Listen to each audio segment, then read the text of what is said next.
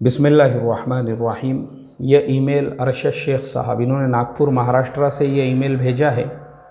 इनका सवाल ये है, अस्सलामु अलैकुम, लॉन्ग टर्म के लिए म्यूचुअल फंड में फार्मा कंपनी में इन्वेस्ट करना कैसा रहेगा?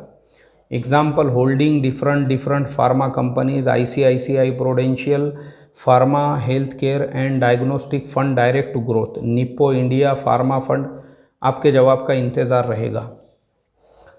अरशद शेख साहब, म्यूचुअल फंड जो शरइया कॉम्प्लाइंस के ऊपर बना हुआ है, जिसमें सिर्फ वो कंपनियां हैं जिसके अंदर जो है डेट नहीं है और वो चीज़ें नहीं बनाती है जो इस्लाम में हराम और नाजायज़ है, पहले वैसे म्यूचुअल फंड की आप तहकीक कीजिए और उसमें अपना पैसा लगाइए।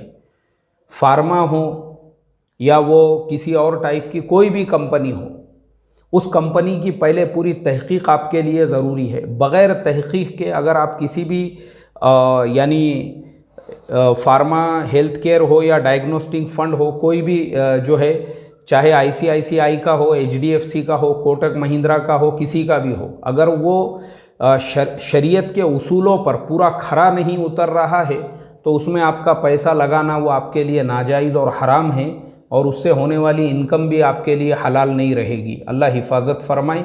इसलिए पहले जो शरइया कॉम्प्लाइंट की बुनियाद पर बनाए गए म्यूचुअल फंड्स है, उनकी तहकीकात करके आप उनके अंदर अपना पैसा लगाइए। अस्सलामु अलैकुम वरहमतुल्लाहि वबरकातुहू।